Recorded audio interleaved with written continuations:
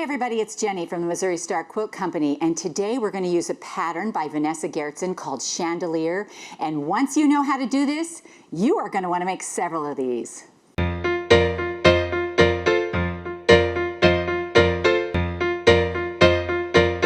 Let's take a look at the quilt behind me. Isn't this gorgeous? This is such a fun pattern. It's so quick and easy. It's a pattern by Vanessa Gerritsen, and she is Lella Boutique. And it's just, when you see how we make it, it's just going to blow your socks off. Now, this is a free pattern that she offers, and it's available on her blog, and also we will have a link to it on our website. And so you'll want to go and download that pattern, but this is quick and easy, and you're going to love it. So to make this quilt, you're going to need 2 charm packs, and we have used Love Notes by Lella Boutique for Moda Fabrics. Your background fabric, you're going to need 3 yards of that. For your border, you're going to need 1 1/4 yards. Now in the pattern, there is no border, but I love a border, so I added a border. So for the backing, if you make it like the pattern, you're going to need 4 yards. If you make it like mine, you're going to need 4 1/2. So also, you're going to need some binding, and that's about 3/4 yard. And anytime I find a stripe in a line, you guys know I love the stripes. So we use 3/4 yard for binding of the stripes.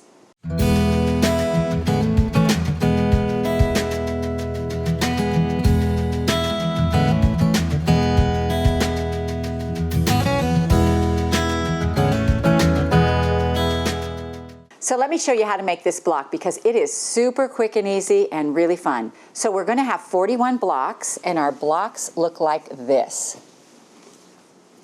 I bet that wasn't what you're expecting, because we are going to set those on point, and then they have that cool dangly chandelier look.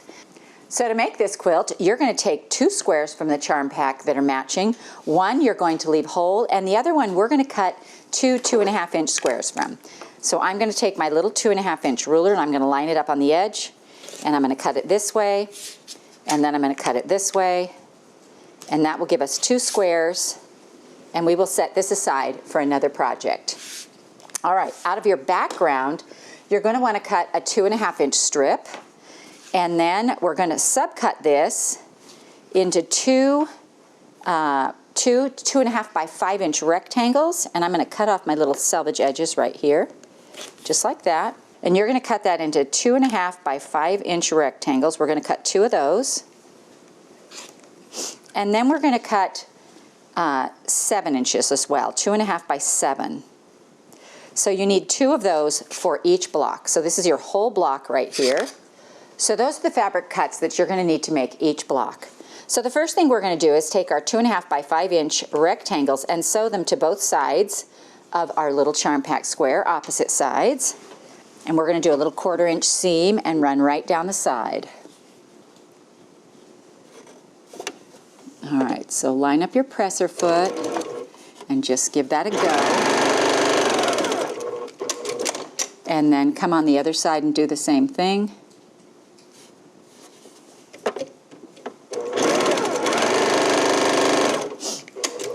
And then what we're going to do is press these back,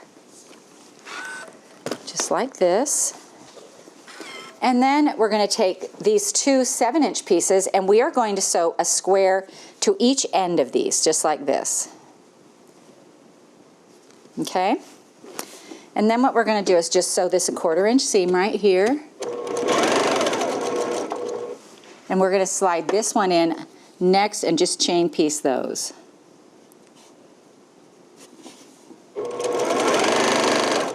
All right, now let's press those back. So now we're just going to press these back, and we're going to press to the dark side, so that whenever you use a light background, it's always good to make that seam run to the darker side of the fabric so that it hides in there. And this one has a little fold, so I'm going to press that out. All right, so now what we're going to do is we're going to take our block, and we're going to put 1 piece on this way and 1 piece on this way, just like that. And I'm going to make this line up at my seam. You're going to match your first seam right here. So whatever side your seam is going, make your seam go the other direction. And then you're just going to sew down the side.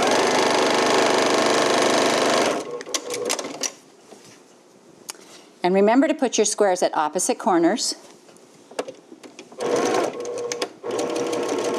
I didn't quite catch that first part, so I back stitched into it. And then we're going to just pull this down the side.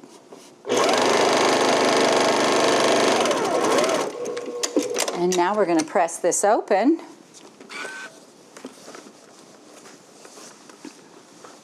And just like that, our block is done. This whole quilt goes together super easy. The trick to this quilt is in the setting. So you will have to cut some setting triangles, and let me give you the measurements on those. So you're going to want to cut a 13 3/8 inch square. Now, the difference between 3/8 and a half is very small. So if you're okay with 3/8, that's great. You know, if you want to move over and do a little bit more and cut it a half because it makes more sense to your brain, you're fine. What you're going to do when you're done with that is we are going to cut it diagonally both directions. So we will cut this way and we will cut this way, and that will give us 4 setting squares, and I have these right here. So here's my 4, and you can see I'll put them right back together into a square so you can see how they went. Just like this. Let me turn this so it looks like a square to you. There and there.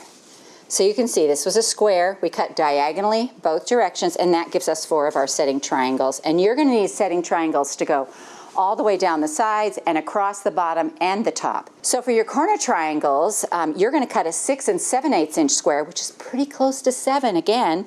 I'm not a big fan of the 8s, and so I generally tend to just go just a smidge bigger.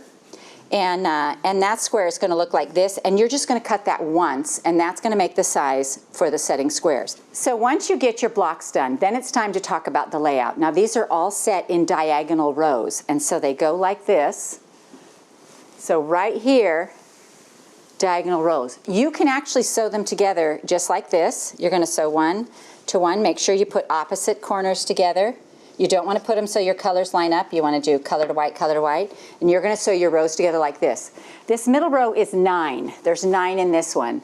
Then we have 7, 5, 3, and 1, and you're going to make 2 of each of those other rows, and you just can get those all sewn together first. And then when you're ready, I laid this out on my board because I'm a little angly challenged, and so it makes sense to me to do that because you're going to turn all your rows this way so they are on point. So your long row, your long middle row, the 9 with 9 squares in it, that's going to have your corner squares on it, caps, top and bottom, like this. So let me pull this over here so you can see top and bottom. And so that will be your, of course there'll be 9 there.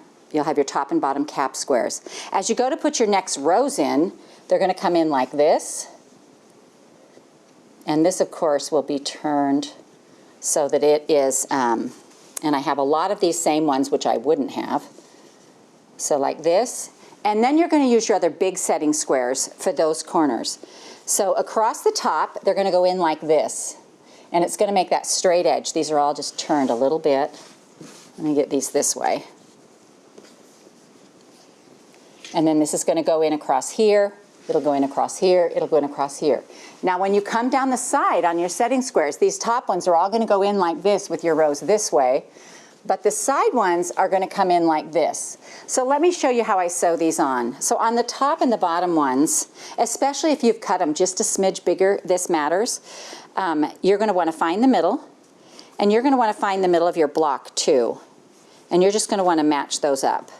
And so I finger pressed a little line. And I have a little line here, and I'm going to lay that on there. And it should hang over about 1/4 of an inch on either side, which mine does. So we'll sew 1/4 of an inch down the side on that, like this.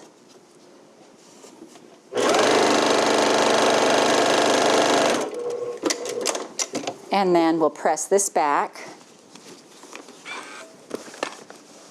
And then you'll actually sew all the rest of your blocks onto that and sew a little cap on the other end. When you're ready to do the setting triangles, those are going to go on like this. And so they're going to go in here like this. And this actually goes on top of this row here. So you're going to pull this over like this. And you're going to line it up on the corner and let your excess hang off this end over here. And so we're just going to sew this down. And if you lay this out on a board, it will make sense to you because you'll pick up all those pieces. Actually, what I did was I picked up these 2 pieces, put it back on the board and looked at it, and then continued to sew.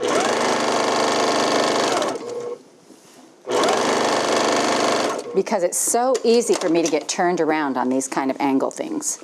All right, so then you're gonna iron this back, and then this is gonna go in here like this.